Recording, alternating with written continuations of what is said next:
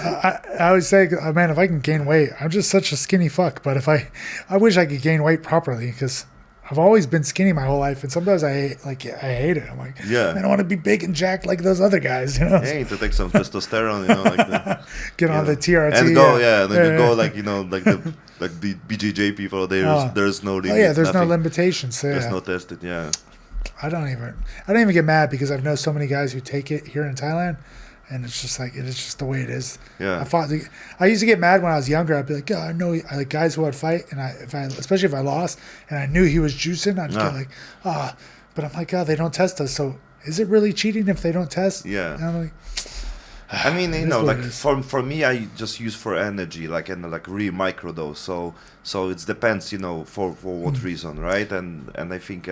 You know, there's many controversy about this one in general. You know, the steroids and everything. Yeah. Like, people think like, oh yes, steroids makes just you make crazy. You bigger. Bigger. You'll be more aggressive and everything. Always horny. Your dick will be always hard. No problem. Your boobs grow because of estrogen and everything. You know, like it's all about how much you use. But I don't. I always think like when I hit my 40s, I think TRT is a very good thing to take. I think if you do things the correct and the way. growth hormone can be good. I think it's two. Like what most people recommend is the testosterone and the growth hormone. Yeah, growth hormone is more expensive. I think it's like like depends on how much people take, but in general like testosterones because now it's like a lot of food and what in general like how they say people in the West, our testosterone levels in the last 100 years have dropped so low. Yeah, like. And I'm like, well, I just wanted to be average. I want to be what the average testosterone of what the guy was in the 1920s. Yeah. I was like, why is that so bad? Is that bad if I want to take TRT to be that guy? Not yet. I'm going to wait till I'm 40 though. But when I'm 40, I'm fucking juicing for sure.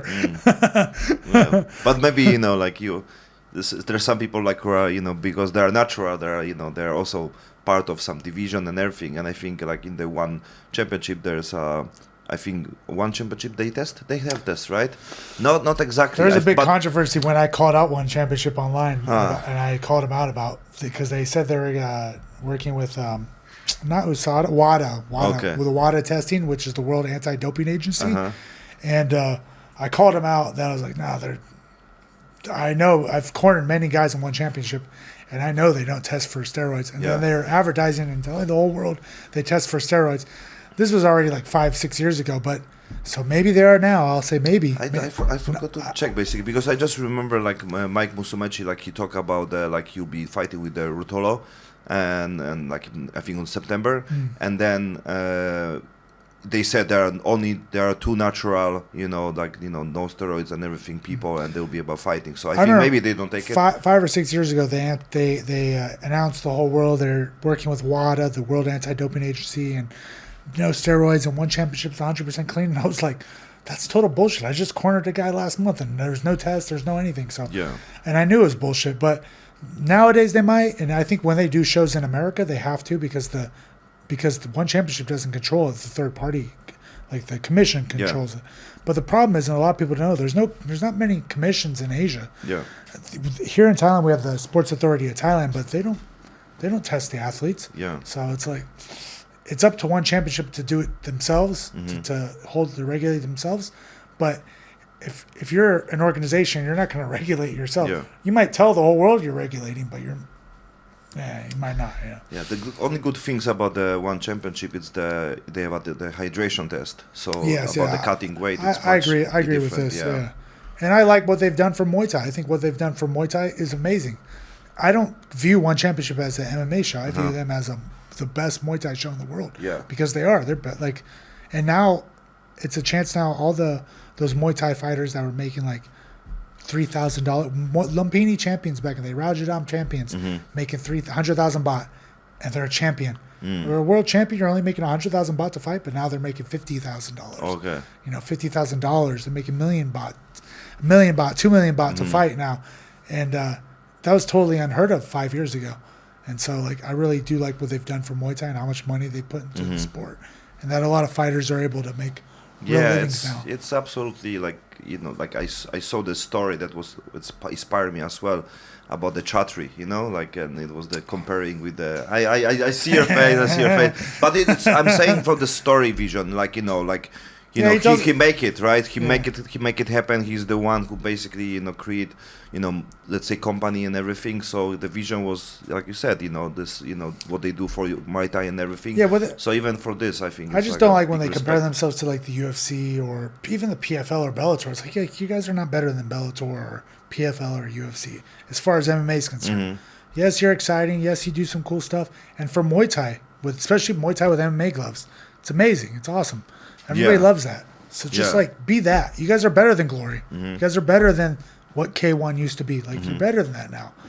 And that's cool. Like I think everybody, like nobody would disagree with that nowadays. But I think the one who compare it was the, you know, like the media, what they take it and they compare It's also the too like numbers and Chattery will everything. talk shit about Dana White Yeah. or like what no like it's like and then he'll talk about how Western people talk shit. But I'm like, aren't you actually talking And shit? chat, So- let's check the will be podcast on possible, because I see the schedule list of the Joe Rogan, but it's unofficial. But possible will be Chatri on the Joe Rogan. they've been talking about that for a few years. I would like to see that Yeah. because everybody knows Joe Rogan and Eddie Bravo are close friends, and Chatry and Evolve, his gym in Singapore, they brought Eddie Bravo to be a special guest, a VIP, and they brought him to the gym to do a seminar and stuff. And so when Eddie Bravo went back to America and told Joe, "One championship is amazing," Yeah. because they gave him the VIP treatment, then. So maybe it will happen, you know. And Because all it's I think in general when there are even the competitors and everything, everything get benefits from this, because if people like, you know, everyone trying to be better, grow and everything, it's helpful for the all sport, because later more people know about, you know, let's say Muay Thai and everything, and people say like, oh, there's UFC and everything, because it's like in general the sport growing. Oh you no, know? no, it's good for that. Like, Yeah. I agree. I just got history with Chatry. Yeah, so yeah, I'm yeah, talking yeah, shit. yeah. I see this. What's the story? Yeah. Oh man, I don't want any more beef. But yeah, it was so bad. People can like look up some of the articles, but like they literally sent a lawsuit to me like for defamation, and that because after when I talked about the WADA and the doping agency and stuff, like UFC or one championship threatened to sue me. Fuck, I had Chatry blowing up my emails and messaging me and stuff and talking shit and commenting on my posts. Like it was really big. This was like way back in 2018, but Okay. yeah. It's happened a couple times. Me and Chatry's butt headed a few times over the years. I'm just a small fish though. I'm very, Yeah. very small, you know. So I'm Yeah, just a but nobody. it's, you know, like I'm super open also about the exposing truth, you know, because it's also, you know, important, like, you know, it's all about to, you know, freedom of speech, you know, to be able to, you know, talk about, you know, different things, you know, there are also company depends of the, you know, fans and everything, and you Yeah. are the one who can have your own Like, opinion. I think what one championship does for kickboxing and Muay Thai is great, because if you're a Muay Thai and kickboxer, back in the day, everybody wanted to fight for K1 in Japan. And that was the pinnacle. But now, where are you going to fight? K1's still kind of like nothing anymore. Glory. I mean, they're going to come back. Yeah, now it's Glory. But even Glory, you want to fight.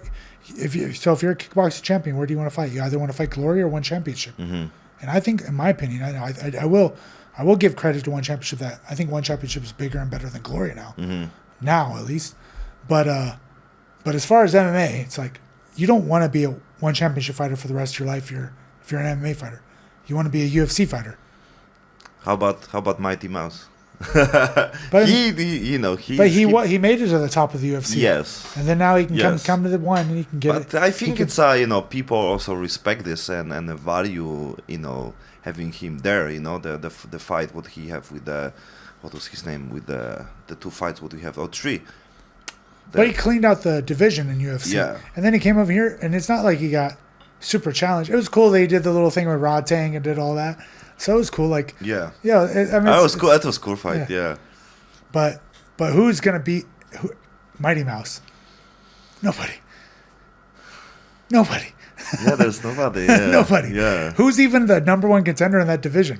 Nobody. Like nobody's Yeah. even close to his level. Like if Mighty Mouse is here, like the next guy might be here. Like the second ranking guy might But be who at was this the level. one who he fought the 3 times? When he lose with him on the one championship. Was it the Brazilian? Yeah, the Brazilian. Adriano Moraes? Yeah, John Moraes. Yeah. Well, it was an amazing fight, and Yeah. it was beautiful fight. I think there was second or it was 3, I think, fight, right? Yeah.